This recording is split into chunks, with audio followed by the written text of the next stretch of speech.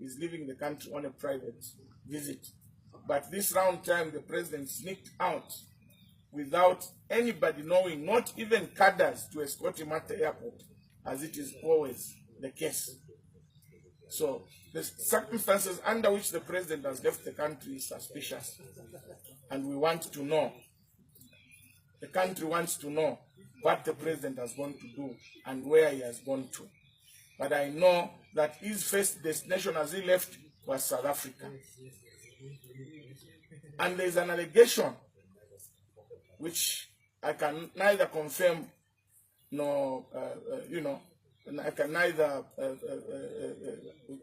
confirm nor verify that he has gone out with Mr. Vauden Findlay.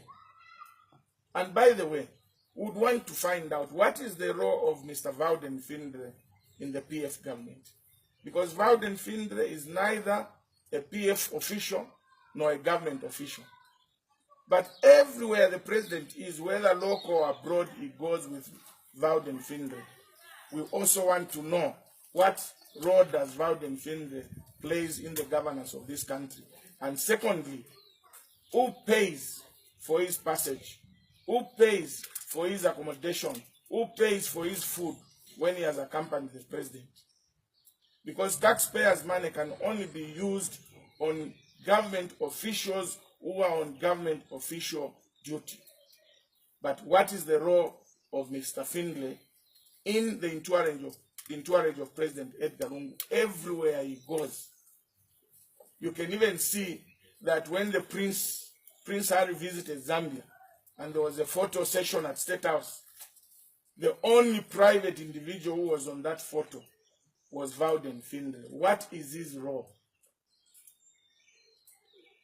So we want to know why the president sneaked out of the country. What is the role of Vauden Findlay? And whether indeed he has gone with only Vauden Findlay. But we know for sure that the president did not leave with any government official. He only left with his ADC, Mr. Chanda. So tell us where the president is.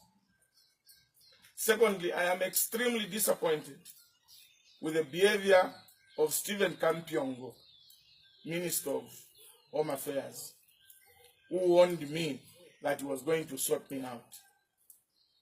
To instruct police in Luansha to detain 11 of the AVIC employees who came to complain to my home about the way they were being treated at work.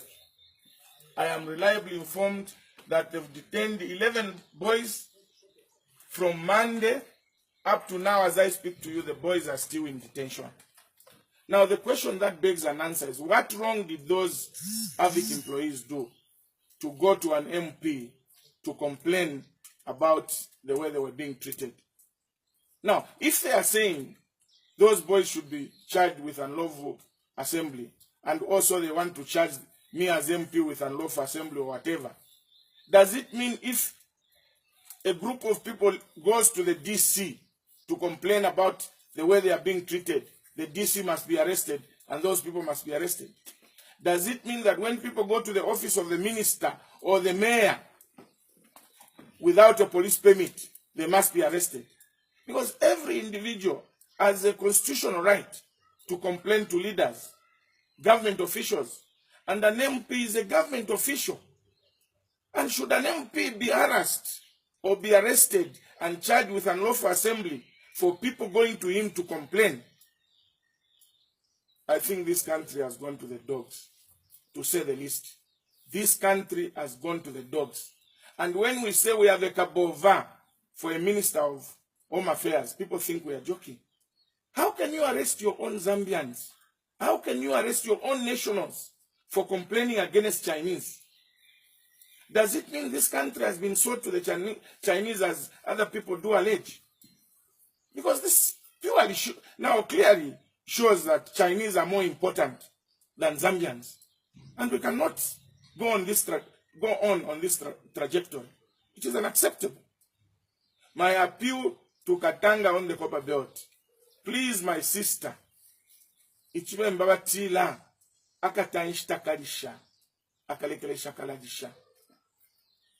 Because I'm very surprised that I've been summoned by Luansha police And Katanga is busy issuing statements to the media from Mundola.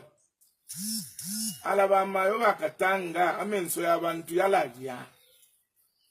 You cannot misuse the law. You cannot abuse your office with impunity to start arresting innocent people who have gone to complain to a government official, and you want to charge a government official, a member of parliament. Surely, what sense does it make if people come to a member of parliament to complain and then you tell them, no, go and get a police permit, or wait, I will not address you until I go and get a police permit? What kind of government is that? I've never heard of that kind of behavior. And the police must be ashamed of themselves. Don't accept to be used like robots by a small boy called Kampyongo. A boy who you know his history that was just a money changer. Can we run this country on the rule of law? Those boys have not committed any offense. But keeping them in detention, it is unfair. Release those boys unconditionally. They were only exercising their constitutional right to go and complain. And they've told you, they went to the DC, nothing happened. They went to the labor officer, nothing happened. What was wrong with them now saying, let's go to the member of parliament? Then go and arrest the DC, because the DC, they went to him and you also addressed them. Go and arrest the labor officer, because the same boys went to the labor officer before you arrest the member of parliament. But for me, I have told you, I'm not scared of being arrested. I'm prepared to die for speaking on behalf of the people of Zambia. But I think it is unfair, unreasonable, and an element of abuse of authority for Katanga and the police and Kampyongo to keep those boys in detention since Monday without being charged. And by the way, the law is very clear. You cannot keep a person in detention over 48 hours without charge. The boys were arrested on Monday, Tuesday. Today, Wednesday, they've refused to release them. I sent a lawyer today. I had to hire a lawyer on behalf of those boys to go and try to have them released. All the police officers that sent Lorena away, that they have gone for a funeral, and they did not attend to them, and is going back tomorrow.